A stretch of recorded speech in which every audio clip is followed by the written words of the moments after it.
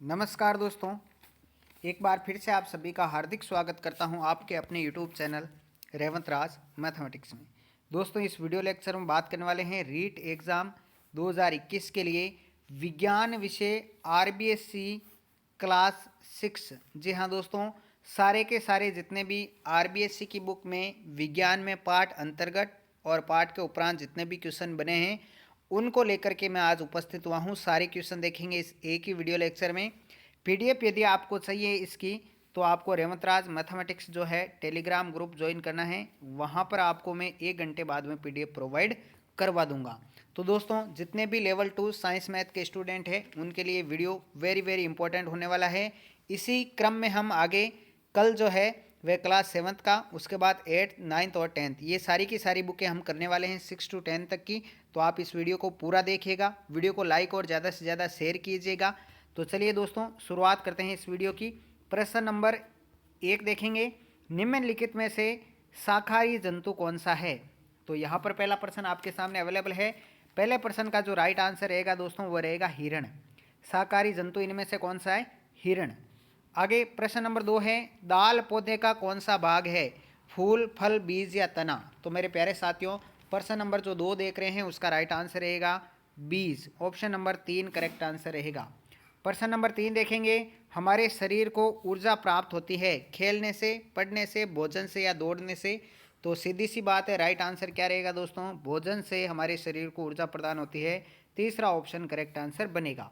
कम समय में सारे क्वेश्चन करवाने, लगभग 135 के आसपास क्वेश्चन बनने हैं इसके। भोजन के आधार पर जंतुओं की कितनी श्रेणियां हैं? 5, 1, 2 या 3। तो साथियों 3 श्रेणियां हैं भोजन के आधार पर जंतुओं की। ऑप्शन नंबर 4 करेक्ट आंसर बनेगा। प्रश्न नंबर 5 है, जंतुओं को भोजन प्राप्त होता है पादपों से, जंतुओं से, पादप एवं जंतु दोनों से या दोनों से नहीं। तो प्रश्न नंबर 5 का राइट आंसर रहेगा पादप व जंतु दोनों से जंतुओं को भोजन प्राप्त होता है। तीसरा ऑप्शन बिल्कुल करेक्ट है। आगे बढ़ते हैं प्रश्न नंबर 6 में, दालों से मुख्य रूप से प्राप्त होता है कार्बोहाइड्रेट, प्रोटीन, विटामिन या खनिज लवण। तो साथियों दालों से जो है प्रोटीन प्राप्त होता है। ऑप्शन नंबर 2 करेक्ट आंसर बनेगा। प्रश्न नंबर 7 देखेंगे, आलू पौधे का निम्न में से कौन सा भाग है? इंपॉर्टेंट क्वेश्चन है, जड़, तना, पत्ती या फूल। तो साथियों प्रश्न नंबर 7 का राइट आंसर रहेगा ऑप्शन नंबर 2 तना। प्रश्न नंबर 8 पे चल रहे हैं, मृत जीवी पादप कौन सा है? नीम, ड्रोसेरा, म्यूकर या अमरबेल। काफ़ी इंपॉर्टेंट क्वेश्चन है। तो मृत जीवी पादप का यहाँ पर उदाहरण है म्यूकर। ऑप्शन नंबर 3 बिल्कुल करेक्ट आंसर बनेगा। प्रश्न नंबर 9 देखेंगे, ऐसे पादप जो भोजन के लिए दूसरे पादपों पर निर्भर रहते हैं क्या कहलाते हैं? परजीवी, स्वपोषी, मृत जीवी या कीटभक्षी। तो साथियों ऐसे पादप जो दूसरे भोजन के लिए दूसरे पादप पर निर्भर रहते हैं वे परजीवी कहलाते हैं। ऑप्शन नंबर 1 करेक्ट आंसर है।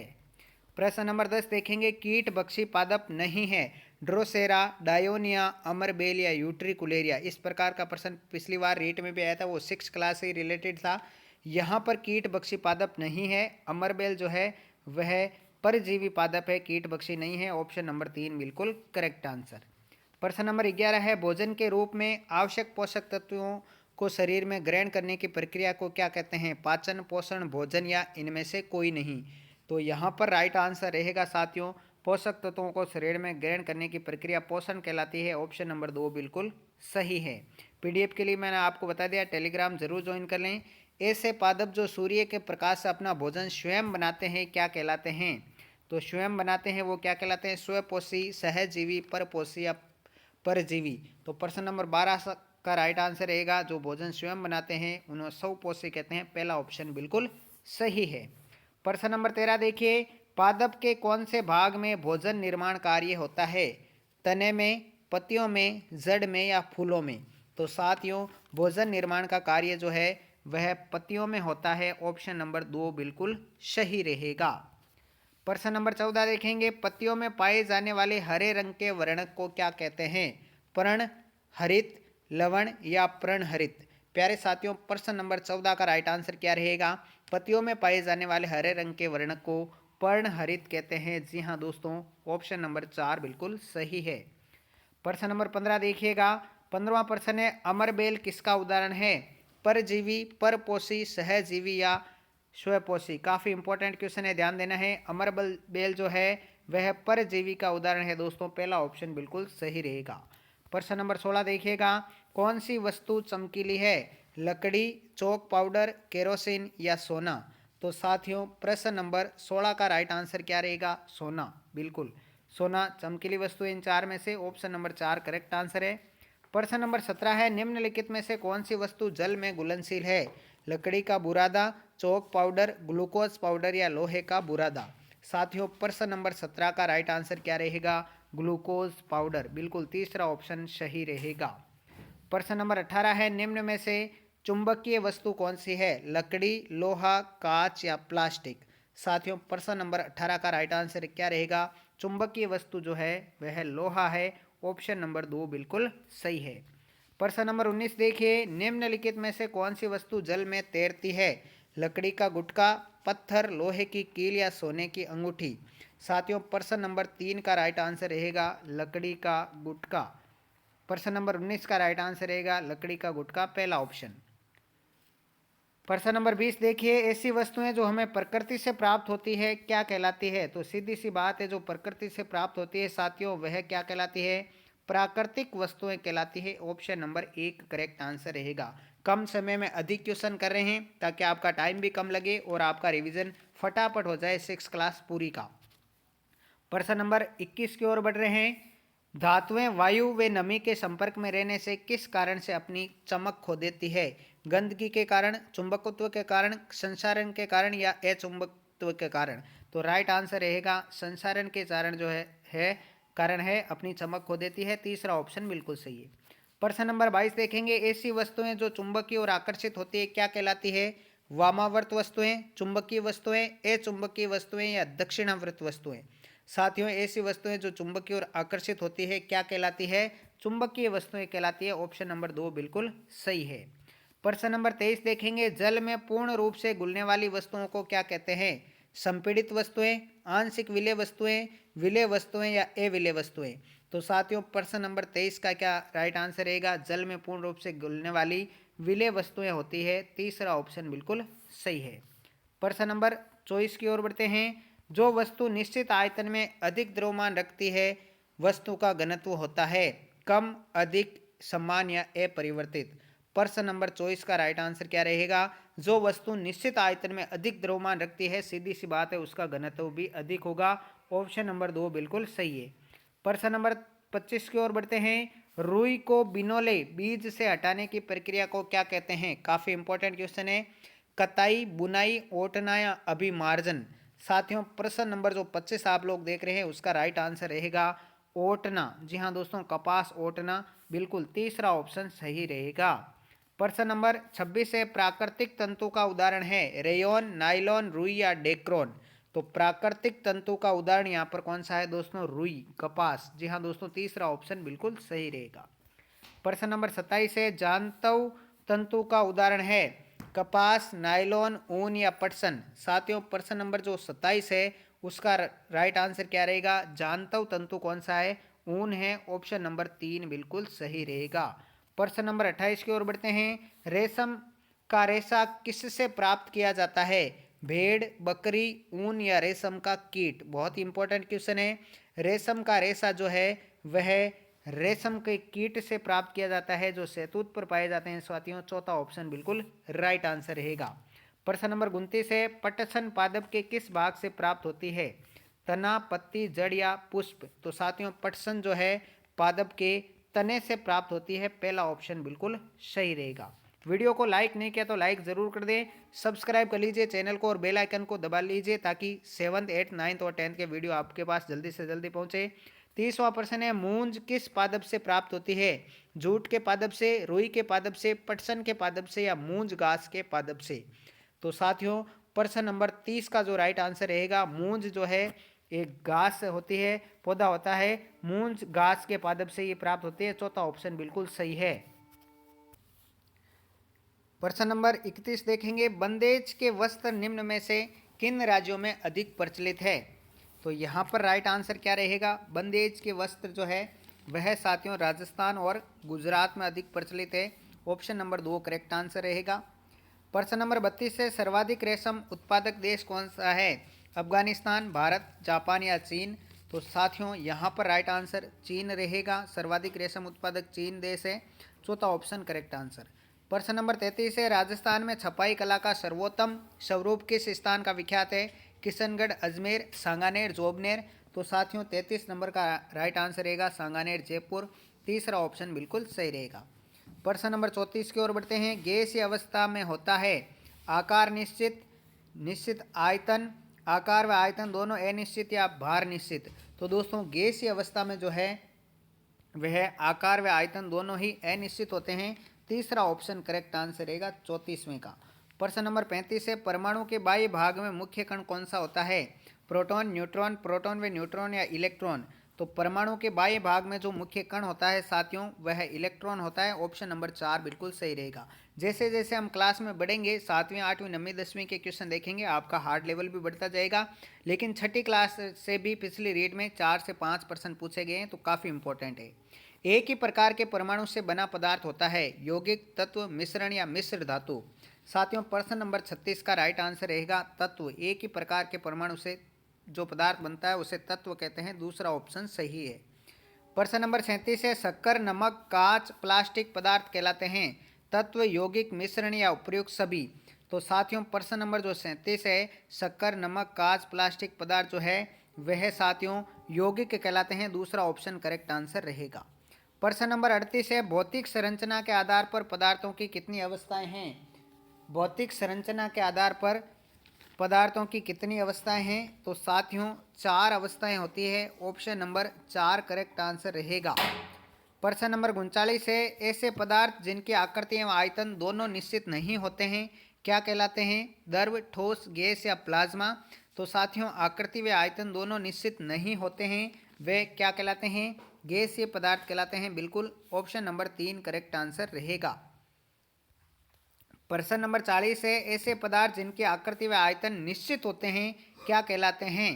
द्रव, ठोस, गैस या यौगिक? तो दोस्तों आकृति और आयतन दोनों निश्चित होते हैं वह ठोस पदार्थ कहलाते हैं। ऑप्शन नंबर 2 बिल्कुल सही है। प्रश्न नंबर 41 है परमाणु के धन आवेशित कणों को क्या कहते हैं? प्रोटॉन, न्यूट्रॉन, इलेक्ट्रॉन या इनमें से कोई नहीं? तो साथियों परमाणु के धन आवेशित जो कण होते हैं उन्हें प्रोटॉन कहा जाता है। ऑप्शन नंबर 1 बिल्कुल सही रहेगा। प्रश्न नंबर 42 है जल यौगिक का सूत्र क्या होता है? जल यौगिक का यौगिक सूत्र जो है दोस्तों वह आप सभी को पता है H2O होता है। ऑप्शन नंबर 3 बिल्कुल सही रहेगा। प्रश्न नंबर 43 की ओर बढ़ते हैं। सजीव एवं निर्जीव के बीच की योजक कड़ी क्या है? विषाणु, मेज, गाय या कोई नहीं?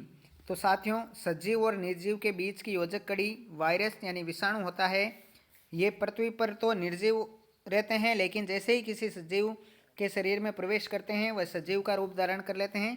तो विषाणु यहाँ पर राइट आंसर रहेगा पहला ऑप्शन। सजीवों की प्रजातियों के अस्तित्व को बनाए रखने के लिए क्या आवश्यक है? श्वसन, प्रजनन, गति या वृद्धि? तो साथियों सजीवों की प्रजातियों को अस्तित्व में बनाए रखने के लिए प्रजनन आवश्यक है। दूसरा ऑप्शन सही रहेगा। प्रश्न नंबर 45 है जंतु श्वसन क्रिया में शरीर के अंदर कौन सी गैस ग्रहण करते हैं? Carbon dioxide, oxygen, nitrogen, hydrogen? तो साथियों जंतु श्वसन की क्रिया में अंदर जो है शरीर के अंदर कौन सी गैस ग्रहण करते हैं? तो साथियों ऑक्सीजन ग्रहण करते हैं। दूसरा ऑप्शन सही रहेगा। प्रश्न नंबर 46 देखेंगे पुष्पों का खिलना व बंद होना पादपों का कौन सा लक्षण है? श्वसन, वृद्धि, जनन या इनमें से कोई नहीं? प्रश्न नंबर जो 46 आप लोग देख रहे हैं इसका राइट आंसर इनमें से कोई नहीं रहेगा। चौथा ऑप्शन बिल्कुल सही है। निम्न में से पौधों के अपशिष्ट पदार्थ का उदाहरण है? पौधों के अपशिष्ट पदार्थ का उदाहरण कौन सा है? फल, गोंद, फूल या ईंधन? तो साथियों पौधों के अपशिष्ट पदार्थ का उदाहरण कौन सा हो जाएगा? गोंद हो जाएगा। दूसरा ऑप्शन बिल्कुल सही रहेगा। वीडियो को लाइक नहीं किया तो लाइक जरूर कर दें। अगला क्वेश्चन है सजीव प्रजातियों का प्रमुख सत्य लक्षण है? श्वसन, जन्म और मरण, वृद्धि या विकास? साथियों प्रश्न नंबर 48 का राइट आंसर रहेगा जन्म और मरण। बिल्कुल दूसरा ऑप्शन सही रहेगा। प्रश्न नंबर 49 है भारतीय वैज्ञानिक जगदीश चंद्र बोस का जन्म कब हुआ था? तो यहाँ पर जो राइट आंसर बनेगा जगदीश चंद्र बोस भारतीय वैज्ञानिक हैं। इनका जन्म जो है दोस्तों 30 नवंबर 1858 में हुआ। पहला ऑप्शन सही रहेगा। वो प्रश्न नंबर 49 का। 50वां क्वेश्चन देखिए, कोशिका की खोज किसने की? तो साथियों यहाँ पर ऑप्शन आपके सामने है। कोशिका की खोज किसने की? Robert brown, Robert Hooke, Schleiden या सेवान ने? तो साथियों कोशिका की खोज सबसे पहले जो है वह रॉबर्ट हुक ने की थी। दूसरा ऑप्शन बिल्कुल सही रहेगा। प्रश्न नंबर 51, जंतु कोशिका में नहीं पाया जाता है। माइटोकॉन्ड्रिया, केंद्रक, कोशिका द्रव्य या प्लास्टिड? तो यहाँ पर राइट आंसर क्या बनेगा? जंतु कोशिका में दोस्तों प्लास्टिड नहीं पाया जाता, ये पादप कोशिका में पाया जाता है। चौथा ऑप्शन सही रहेगा। प्रश्न नंबर 52 देखिए, समान कोशिकाओं का समूह जो एक विशिष्ट कार्य करता है क्या कहलाता है? अंग, कोशिका तंत्र या उत्तक? 52 नंबर का राइट आंसर क्या रहेगा? समान कोशिकाओं का समूह जो एक विशिष्ट कार्य करता है वह उत्तक कहलाता है। चौथा ऑप्शन बिल्कुल सही रहेगा। प्रश्न नंबर 53 देखिए, ऐसा जीव जिसका शरीर एक से अधिक कोशिकाओं से मिलकर बना हो क्या कहलाता है? तो एक से अधिक कोशिकाओं से मिलकर बना शरीर जो है वह जो है बहुकोशिकीय जीव कहलाते हैं साथियों। ऑप्शन नंबर 3 करेक्ट आंसर रहेगा 53 का। प्रश्न नंबर 54 है, एक कोशिकीय जीव का उदाहरण कौन सा है? मच्छर, अमीबा, मनुष्य या मछली? तो एक कोशिकीय जीव कौन से हैं? अमीबा है। ऑप्शन नंबर 2 करेक्ट आंसर बनेगा। प्रश्न नंबर 55 है, प्रत्येक जीव की संरचनात्मक इकाई क्या होती है? उत्तक, अंग, कोशिका या इनमें से कोई नहीं? तो प्रत्येक जीव की जो संरचनात्मक और कार्यात्मक इकाई होती है वह कोशिका होती है। तीसरा ऑप्शन साथियों करेक्ट आंसर बनेगा। प्रश्न नंबर 56 देखिए, अंतःपर्दवीय जालिका कितने प्रकार की होती है? 1, 2, 3 या 4? तो साथियों अंतःपर्दवीय जो जालिका है वह 2 प्रकार की होती है, चिकनी और खुरदरी। बिल्कुल दूसरा ऑप्शन करेक्ट आंसर बनेगा। प्रश्न नंबर 57 है, सर्वप्रथम प्रोटीन संश्लेषण में न्यूक्लियोटाइड की भूमिका को किस वैज्ञानिक ने प्रदर्शित किया? काफी इंपॉर्टेंट क्वेश्चन है, ध्यान रखना है। सर्वप्रथम प्रोटीन संश्लेषण में न्यूक्लियोटाइड की भूमिका को किस वैज्ञानिक ने प्रदर्शित किया? तो राइट आंसर रहेगा डॉक्टर हरगोविंद खुराना। काफी इंपॉर्टेंट क्वेश्चन है साथियों, दूसरा ऑप्शन सही राइट आंसर रहेगा। अगला है 58वां क्वेश्चन, सूक्ष्म जीव है विषाणु, कवक, जीवाणु या उपयुक्त सभी? तो साथियों सूक्ष्म जीवों के अंदर ये सारे के सारे आएंगे, उपयुक्त सभी राइट आंसर बनेगा प्रश्न नंबर 58 का। प्रश्न नंबर 59 है, किस सूक्ष्म जीव में सजीव व निर्जीव दोनों के गुण पाए जाते हैं? जीवाणु, कवक, विषाणु या प्रोटोजोआ? तो सजीव और निर्जीव दोनों के गुण जो है वायरस यानी विषाणु में पाए जाते हैं। तीसरा ऑप्शन बिल्कुल सही रहेगा। प्रश्न नंबर 60 की ओर बढ़ते हैं, प्रतिजैविक औषधि है पेनिसिलिन, इंसुलिन, अल्ड्रीन या ऑक्सिन? तो साथियों प्रतिजैविक औषधि कौन सी रहेगी? पेनिसिलिन, जिसकी खोज अलेक्जेंडर फ्लेमिंग ने की थी और ये रीट 2018 में पूछा जा चुका है। पहला ऑप्शन करेक्ट आंसर रहेगा। प्रश्न नंबर 61 देखिए, एक कोशिकीय जीव है अमीबा, गाय, स्टारफिश या मनुष्य?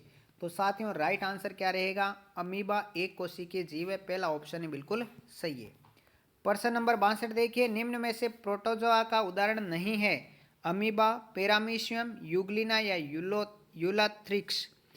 साथियों राइट आंसर क्या रहेगा? प्रोटोजोआ का उदाहरण कौन सा नहीं है? तो 63 नंबर का राइट आंसर आपको बताना है। 62 नंबर का राइट आंसर क्या रहेगा साथियों? यूलोथ्रिक्स। प्रोटोजोआ का उदाहरण कौन सा नहीं है? यूलोथ्रिक्स नहीं है। चौथा ऑप्शन सही है। प्रश्न नंबर 63 देखिए, दही में निम्न में से कौन सा जीवाणु पाया जाता है? इंपॉर्टेंट क्वेश्चन है। दही में साथियों कौन सा जीवाणु पाया जाता है? तो पाया कौन सा जाता है साथियों? लैक्टोबैसिलस। जी हाँ दोस्तों, 63 का राइट आंसर तीसरा ऑप्शन बनेगा। प्रश्न नंबर 64 देखिए, वायुमंडल की नाइट्रोजन को नाइट्रेट में बदलने में सहायक कौन होते हैं?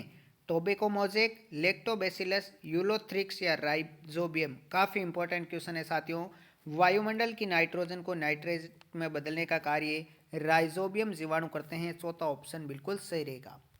प्रश्न नंबर 65 है, भिंडी में पित्त सीरा मोज़ेक रोग है जीवाणु जनित, वायरस जनित, शैवाल जनित या कवक जनित?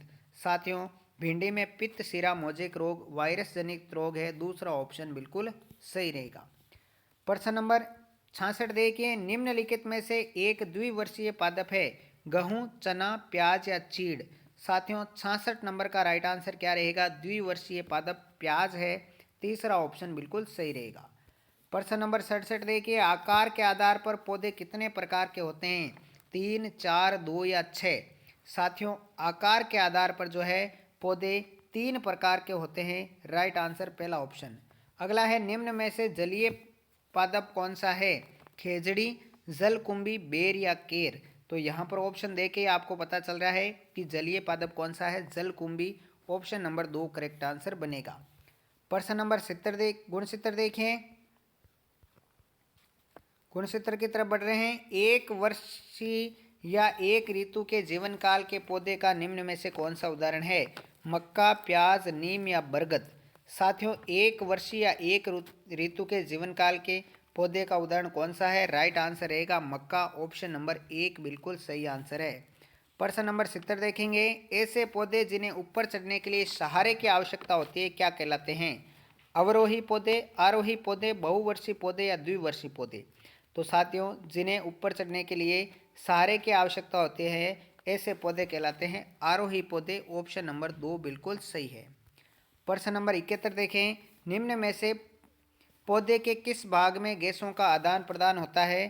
तो राइट आंसर क्या बनेगा साथियों? पत्ती। जो पौधा का भाग है पत्ती, उसमें गैसों का आदान प्रदान होता है। अगला है, निम्न में से भूमिगत तने का रूपांतरण नहीं है? आलू, अदरक, हल्दी या टमाटर? तो साथियों प्रश्न नंबर 72 का राइट आंसर क्या रहेगा? निम्न में से भूमिगत तने का रूपांतरण नहीं है। 72 नंबर का राइट आंसर बनेगा अदरक। दूसरा ऑप्शन करेक्ट आंसर। प्रश्न नंबर 73 देखिए, पत्ती का वह भाग जिसके द्वारा वह तने से जुड़ी होती है, ठीक है, वह तने से जुड़ी होती है क्या कहलाता है? मध्य सिरा, पर्णवृंत, पर्णफलक या उपसिरा? साथियों काफ़ी इंपॉर्टेंट क्वेश्चन है 73 नंबर। तो यहाँ पर राइट आंसर क्या बनेगा? पर्णवृंत कहलाता है वह। दूसरा ऑप्शन सही है। प्रश्न नंबर 74 देखें, वर्ताकार गति का उदाहरण है? ट्रेन की गति, कोल्हू के बेल की गति, सितार के तार की गति या तितली की गति? साथियों वर्ताकार गति का उदाहरण पूछा गया है, क्या रहेगा? कोल्हू के बेल की गति। दूसरा ऑप्शन बिल्कुल सही रहेगा। प्रश्न नंबर 75 है, निम्नलिखित में गतियों में से कौन सी गति निश्चित समय अंतराल के पश्चात नहीं दोहराई जाती है? 4 ऑप्शन आपको दिए गए हैं। निम्न में से कौन सी गति निश्चित समय अंतराल के पश्चात नहीं दोहराई जाती है? राइट आंसर रहेगा पेड़ से फल का टूटना। पहला ऑप्शन बिल्कुल सही है। प्रश्न नंबर 76 देखेंगे, एसआई मात्रक प्रणाली में दूरी का मात्रक क्या है? किलोग्राम, मीटर, सेकंड या ग्राम? साथियों एसआई पद्धति में जो है दूरी का मात्रक क्या है दोस्तों? मीटर है। दूसरा ऑप्शन बिल्कुल सही रहेगा। प्रश्न नंबर 77 है, कंपन गति का उदाहरण कौन सा है? झूले की गति, पहिए की गति, बस की गति या वीणा के तार की गति? तो कंपन गति किस में हो रही है दोस्तों? वीणा के तार में हो रही है। तो वीणा के तार की गति जो है कंपन गति का उदाहरण है। चौथा ऑप्शन बिल्कुल सही है। प्रश्न नंबर 78 देखेंगे, समय के साथ वस्तु की स्थिति में परिवर्तन को क्या कहते हैं? चाल, दोलन, गति या घूमना? साथियों समय के साथ वस्तु की स्थिति में परिवर्तन को गति कहते हैं। तीसरा ऑप्शन बिल्कुल सही रहेगा। प्रश्न नंबर 79 है, कुमार के चाक में कौन सी गति होती है? वर्तुल गति, कंपन गति, घूर्णन गति या सरल रेखीय गति? तो कुमार के चाक में साथियों घूर्णन गति होती है। तीसरा ऑप्शन बिल्कुल सही रहेगा। प्रश्न नंबर 80 देखेंगे, निम्न में से स्थायी माप कौन सा है? स्केल, कदम, अंगुली या बालिश्त? साथियों प्रश्न नंबर 80 का राइट आंसर क्या रहेगा? स्थायी माप होता है स्केल। ऑप्शन नंबर 1 बिल्कुल सही है। साथियों वीडियो को लाइक नहीं किया तो लाइक करें, हमें मोटिवेशन मिलेगा ताकि हम लगातार रूप से सभी कक्षाओं के प्रश्न लेके आएँ। प्रश्न नंबर 81 देखेंगे, लंबी दूरियों को किस माप से नापते हैं? सेंटीमीटर, मीटर, किलोमीटर या मिलीमीटर? तो साथियों लंबाई मापने का जो दूरी मापने का ऐसा ही मात्रक मीटर था, लेकिन लंबी दूरियों को जो है किलोमीटर में मापा जाता है। तीसरा ऑप्शन करेक्ट आंसर बनेगा। प्रश्न नंबर 82 है, सीधी पटरी पर गति कौन सी गति का उदाहरण है? सरल रेखीय गति, वर्तुल गति, घूर्णन गति या कंपन गति? तो साथियों सीधी पटरी पर गति सरल रेखीय गति का उदाहरण है। पहला ऑप्शन बिल्कुल सही रहेगा। प्रश्न नंबर 83 की ओर बढ़ते हैं, रथ को खींचने में घोड़ा किस बल का प्रयोग करता है? चुंबकीय बल, स्थिर विद्युत बल, घर्षण बल या पेशीय बल। साथियों, रथ को खींचने में घोड़ा जो है वह पेशीय बल का प्रयोग करता है। चौथा ऑप्शन करेक्ट आंसर बनेगा। प्रश्न नंबर 84 देखिए, शुष्क मौसम में ऊनी वस्त्रों को समेटते समय कभी कभी चिंगारी के साथ चढ़ चढ़ की आवाज निकलती है, उसका क्या कारण है? काफी इंपॉर्टेंट प्रश्न है साथियों। स्थिर विद्युत बल, चुंबकीय बल, गुरुत्वीय बल या पेशीय बल। तो साथियों, इसका कारण क्या है? स्थिर विद्युत बल का लगना, पहला ऑप्शन सही रहेगा। बल का एसआई मात्रक क्या है साथियों? जूल, किलोग्राम, न्यूटन या सेकेंड। तो साथियों, बल का एसआई मात्रक क्या होता है? न्यूटन होता है। तीसरा ऑप्शन बिल्कुल सही बनेगा। प्रश्न नंबर 86 देखेंगे, वस्तु पर बल लगाकर किस राशि को नहीं बदल सकते हैं? गति की दिशा, चाल, वस्तु का आकार या वस्तु का द्रव्यमान। साथियों, बल लगाकर किसे नहीं बदला जा सकता है? तो 86 नंबर का राइट आंसर रहेगा, वस्तु के द्रव्यमान को नहीं बदल सकते। चौथा ऑप्शन बिल्कुल सही है। प्रश्न नंबर 87 है, बल लगने हेतु कितनी वस्तुओं में परस्पर क्रिया होना आवश्यक है?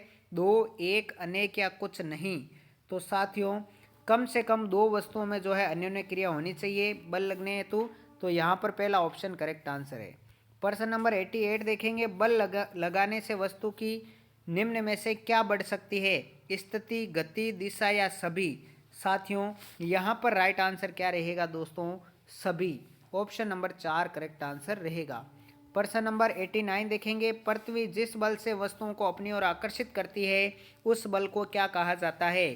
पृथ्वी जिस बल से वस्तुओं को अपनी ओर आकर्षित करती है उसे क्या कहते हैं? चुंबकीय बल, पेशीय बल, गुरुत्व बल या स्थिर विद्युत बल। तो पृथ्वी जिस बल से वस्तुओं को आकर्षित करती है उसे गुरुत्व बल कहा जाता है। तीसरा ऑप्शन सही रहेगा। प्रश्न नंबर 90 देखेंगे, निम्न में से किस बल के कारण हम फिसलते हैं? विद्युत बल, कम घर्षण बल, पेशीय बल या चुंबकीय बल। साथियों, हम फिसलते हैं किस कारण से, किस बल के कारण से? तो कम घर्षण बल के कारण फिसल जाते हैं। दूसरा ऑप्शन करेक्ट आंसर बनेगा। प्रश्न नंबर 91 में देखेंगे, हमारी मांसपेशियां निम्न में से कौन सा बल लगाती है? गुरुत्व बल, घर्षण बल, प्रतिकर्षण बल या पेशीय बल। तो मांसपेशियों के द्वारा जो लगाया जाता है उसे पेशीय बल कहते हैं। चौथा ऑप्शन बिल्कुल सही रहेगा। प्रश्न नंबर 92 की ओर बढ़ते हैं साथियों, निम्न में से चुंबकीय पदार्थ कौन सा है? कोबाल्ट, तांबा, सीसा या लकड़ी। तो राइट आंसर क्या रहेगा साथियों? चुंबकीय पदार्थ कौन सा है साथियों? 92 का राइट आंसर पहला ऑप्शन रहेगा, कोबाल्ट। अगला है, चुंबक के ध्रुव होते हैं 1, 2, 3 या 4। चुंबक के कितने ध्रुव होते हैं साथियों? तो आप सभी को पता है 2 ध्रुव होते हैं, उत्तरी ध्रुव और दक्षिणी ध्रुव, एन और S. Option number 2 correct answer है। किसी चुंबक की अधिकतम आकर्षण क्षमता कहाँ होती है? केंद्र पर, सिरों पर, कहीं भी हो सकती है या सभी जगह समान होती है। राइट आंसर क्या रहेगा 94 का दोस्तों? 94 का राइट आंसर रहेगा सिरों पर, दूसरा ऑप्शन। अगला है, विद्युत क्रेन का उपयोग होता है। तो प्रश्न नंबर 95 में जो है विद्युत क्रेन का उपयोग कहाँ पर होता है साथियों? तो राइट आंसर क्या रहेगा? लोहे की भारी वस्तुओं को उठाने में। तीसरा ऑप्शन सही है। प्रश्न नंबर 96 में देखेंगे, निम्न में से चुंबक की तरफ आकर्षित होने वाली वस्तु कौन सी है? रबड़, लोहे की कील, लकड़ी या किताब। तो चुंबक की तरफ आकर्षित होने वाली वस्तु लोहे की कील है। दूसरा ऑप्शन सही रहेगा।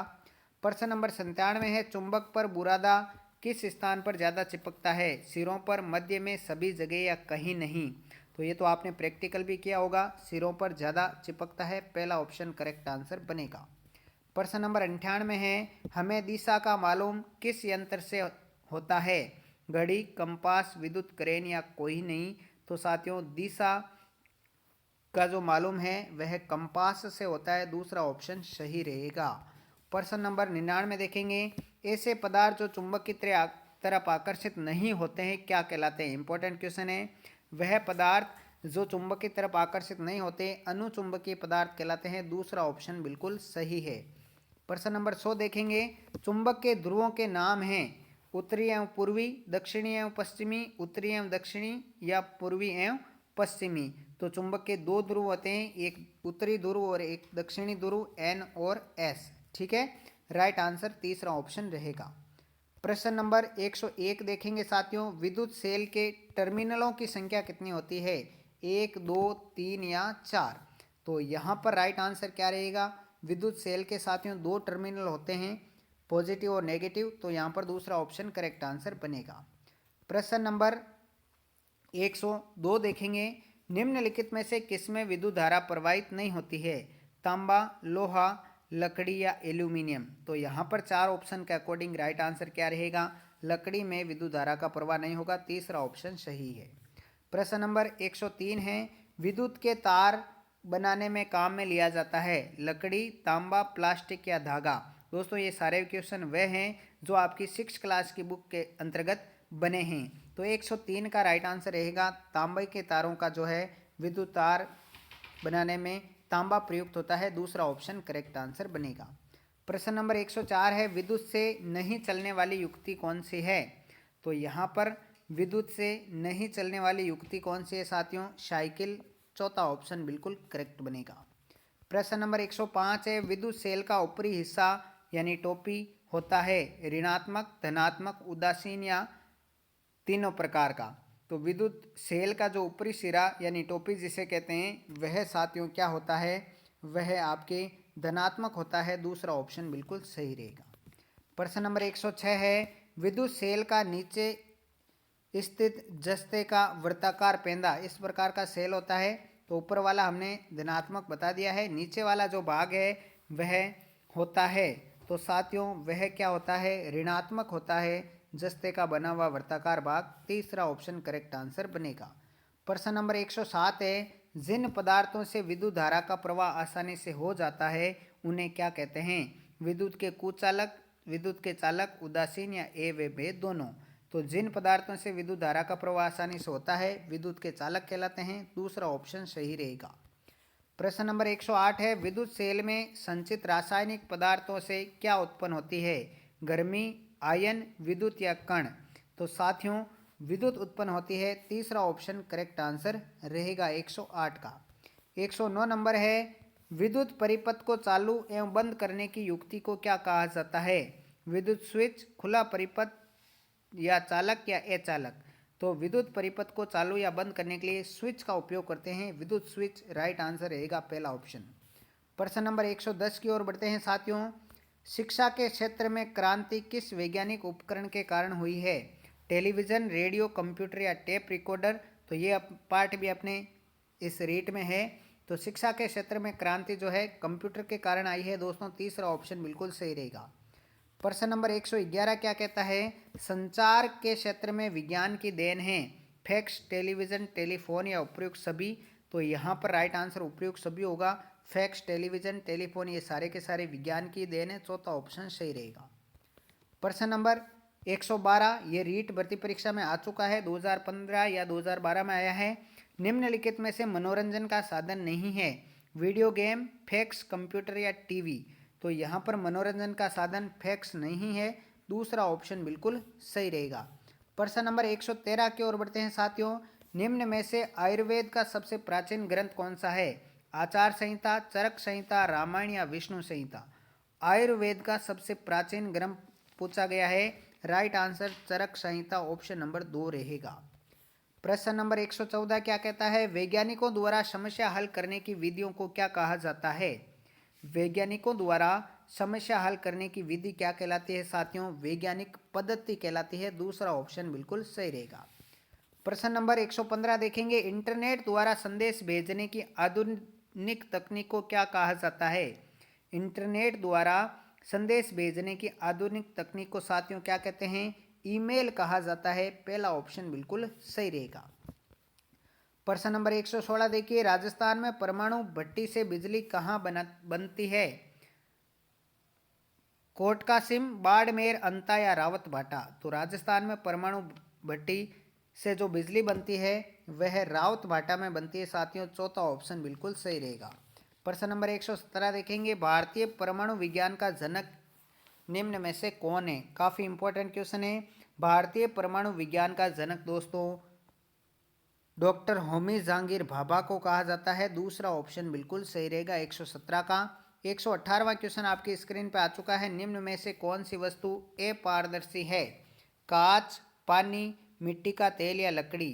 अपारदर्शी का मतलब है जिसके आर पार नहीं देखा जा सकता है, अपारदर्शी वस्तु का उदाहरण लकड़ी रहेगा, चौथा ऑप्शन सही। प्रकाश का कृत्रिम स्रोत कौन सा है? सूर्य, चंद्रमा, मोमबत्ती या तारे? साथियों, प्रकाश का कृत्रिम स्रोत कौन सा है? मोमबत्ती। बाकी के सारे ये प्राकृतिक हैं, तीसरा ऑप्शन सही रहेगा। प्रश्न नंबर 120 है, चंद्र ग्रहण कब होता है? अमावस्या को, पूर्णिमा को, एकादशी को या द्वितीया को? काफी इंपॉर्टेंट क्वेश्चन है। चंद्र ग्रहण साथियों कब होता है? पूर्णिमा को होता है। चंद्र ग्रहण कब होता है? पूर्णिमा को। ठीक है, तो यहाँ पर राइट आंसर क्या रहेगा साथियों? दूसरा ऑप्शन रहेगा। छाया निर्माण के लिए क्या आवश्यक है? प्रकाश स्रोत, अपारदर्शी वस्तु, पर्दा या उपरोक्त सभी? तो 121 का राइट आंसर क्या रहेगा? उपरोक्त सभी, चौथा ऑप्शन। प्रश्न नंबर 122 है, वस्तुओं को देख पाने के लिए क्या आवश्यक है? अंधेरा, प्रकाश, एक व दो, दोनों या दोनों ही नहीं? वस्तुओं को देख पाने के लिए मेरे प्यारे साथियों प्रकाश की आवश्यकता होती है, दूसरा ऑप्शन बिल्कुल सही रहेगा। प्रश्न नंबर 123 में आते हैं, ऐसी वस्तुएं जो सूर्य की तरह स्वयं प्रकाश का उत्सर्जन करती है क्या कहलाती है? दीप्त पिंड, छाया, प्रछाया या कोई नहीं? साथियों, ऐसी वस्तुएं जो सूर्य की तरह स्वयं प्रकाश का उत्सर्जन करती है दीप्त पिंड कहलाते हैं। पहला ऑप्शन 123 का करेक्ट आंसर बनेगा। साथियों, आगे बढ़ते हैं प्रश्न नंबर 124 की तरफ। प्रकाश हमेशा गमन करता है। प्रकाश हमेशा साथियों सीधी रेखा में गमन करता है, तीसरा ऑप्शन बिल्कुल करेक्ट आंसर बनेगा। प्रश्न नंबर 125 क्या कहता है? निम्न में से पारभासी वस्तु का उदाहरण है। पारभासी का मतलब होता है जिसके आर पार तो देखा जा सकता है लेकिन स्पष्ट रूप से नहीं देखा जा सकता, पारभासी वस्तुएं कहलाते हैं। और पारभासी वस्तु का उदाहरण है बटर पेपर, दूसरा ऑप्शन करेक्ट आंसर बनेगा। प्रश्न नंबर 126 है, निम्न में से पारदर्शी वस्तु का उदाहरण कौन सा है? लकड़ी, पत्थर, गत्ता या इनमें से कोई नहीं? तो साथियों 126 का राइट आंसर इनमें से कोई नहीं रहेगा। पारदर्शी वस्तुओं के उदाहरण इनमें से कोई नहीं है, चौथा ऑप्शन बिल्कुल सही रहेगा।